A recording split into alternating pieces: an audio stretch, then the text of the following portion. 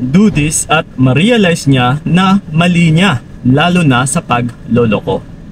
Okay, once na nakagawa ng kasalanan yung partner mo sa'yo, lalong-lalo na sa pagloloko, karamihan din talaga ay hindi alam yung tamang proseso para ma-realize ng mga partner ninyo na mali talaga yung mga pinaggagawa nila. Na kailangan mo ring ipakita na nasasaktan ka, na hindi ito tama.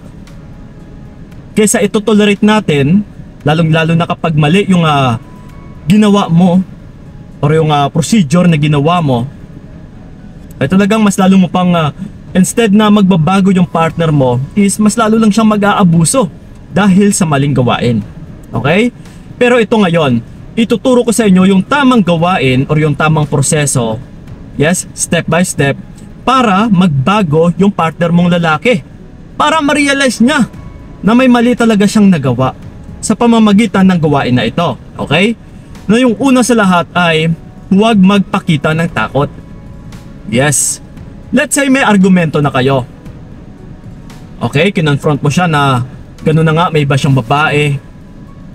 Yes, may iba siyang kinakalaguyo, may iba siyang chinachat. Nasabihin na natin is may third party. Okay? So ngayon, kailangan utol, once na kayo ay nag-argumento or merong confrontation, ay huwag ka talagang magpakita ng takot.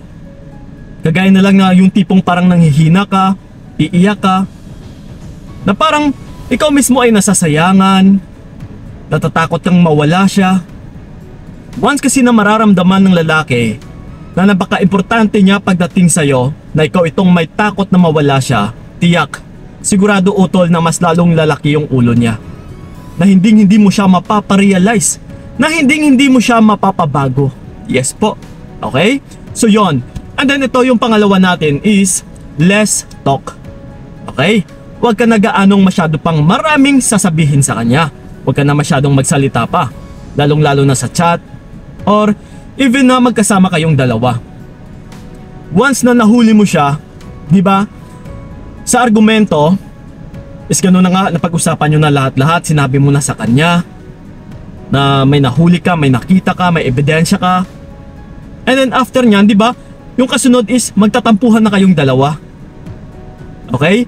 Dito na ngayon, magmamataasan ng pride yung bawat isa.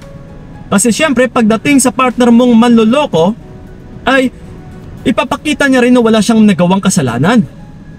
Ipapakita niya or babaliktarin niya pa na ikaw itong nakagawa ng kasalanan, kaya siya nagkakaganito. So that's why mas lalo niya ring tinataas yung pride niya. Pero again utol, sa pagtatampuhan, di ba, hindi ka nagsasalita. So kailangan mo rin i-maintain yung ganitong aspeto na hindi ka talaga magsasalita. Kaysa ikaw itong mag-e-initiate, nakita mo na nga na may other woman siya, mag-e-initiate ka pa ng conversation, kakamustahin mo pa siya, lalong-lalo na sa long distance dyan ha. Tsaka kinakamusta pa na kahit may other woman na. Babe, kamusta ka na dyan? Okay ka lang ba? Na still nagiging nice pa rin. Pero ito mga utol, yes, kailangan talaga is less talk ka. Wala ka munang masyadong sasabihin sa kanya. Ipakita mo na hindi mo talaga nagugustuhan yung mga pinaggagawa niya. Okay? So yon. And then ito yung pangatlo natin is, syempre, huwag maghabol.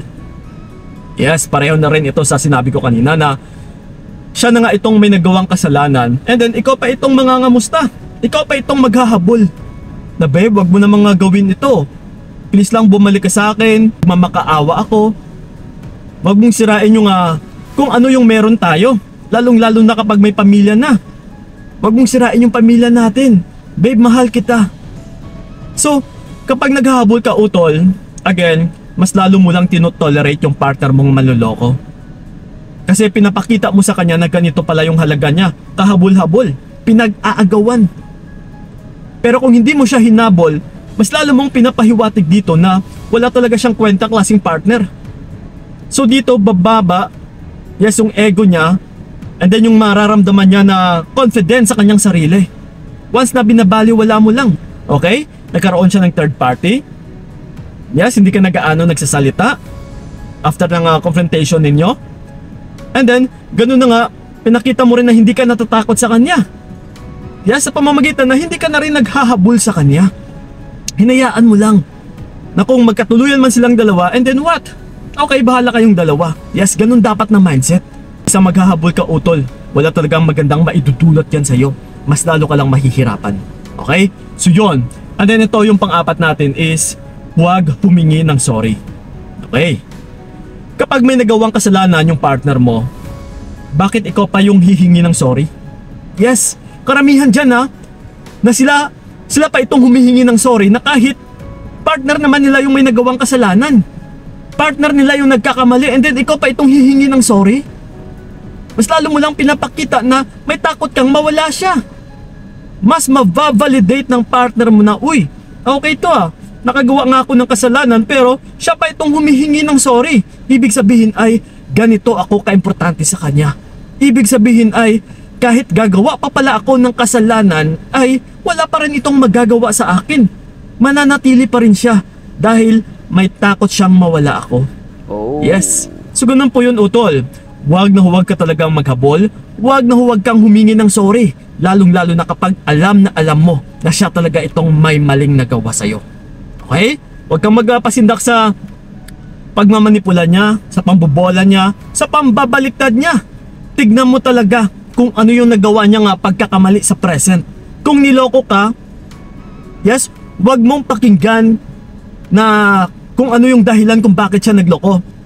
Na kung sasabihin niya na dahil sa'yo, kaya siya nagloko, dahil hinahayaan mo lang siya, dahil binabaliwalam lang siya. Naku po, utol in the first place, kahit ano yung gagawin mo dyan sa partner mong lalaki, kapag magloloko yan, ay magloloko talaga yan. Kaya huwag kang makinig sa kung ano yung pagbabaliktad niya sa'yo. So yon. And then ito yung panghuli natin. Yes, of course, matagal ko na rin itong pinapayo. Yung pag-NCR o yung paggamit ng no contact rule. Mag no contact rule ka. Diba nasabi na natin kanina na lesto ka, wag mo siyang kibuin, wag kang mag-initiate, wag kang mangangamusta, wag mo siyang habulin, wag kang humingi ng sorry. Okay? So dyan po is nagpapahiwatig na gagawin mo yung hindi pag-contact sa kanya. Hindi mo siya kikibuin. Kailangan magpasuyo ka. Kailangan is siya itong maging submissive. Siya itong bibigay. Kagaya sa mga aso, di ba? Kung magkaharap yung dalawang aso mag-aaway, is dahil yan sa kanilang pride. Okay, nagmamataasan, nagmamatapangan. Kung sino yung bibigay, kung sino yung yuyuko, kung sino yung aatras. Once kasi na mapaatras mo yung tao, once kasi na mapayuko mo yung tao, once kasi na mapasubmit mo yung isang tao, dito natin napapakita na siya talaga itong may nagawang kasalanan, na wala kang kasalanan dito, na hindi mo tinotolerate yung mga kamalian niya, na hindi mo nagugustuhan yung mga ginagawa niyang kalokohan sa'yo. Yes, ipakita mo, utol, na hindi ka takot na kahit mawala siya. Dahil once na mapagtagumpayan mo yung gawain na ito, talagang maging masaya ka, na hindi ka mabibigyan ng sakit sa ulo. Na kung magstay man siya, edi okay. Na kung magbago man siya, edi mas okay. Kaysa bigyan mo ng pasakit yung iyong sarili, mananatili ka sa relasyon na alam mo naman na niloloko ka lang at saka walang patutunguhan, kundi sakit sa ulo lang. Okay? So yun lang po mga utol, sana'y nakatulong yung video na ito. So yun lang po, maraming salamat. So ingat kayo, God bless and babush! Sana hindi na lang ikaw ang aking ginusto. Binigay ko lahat para wala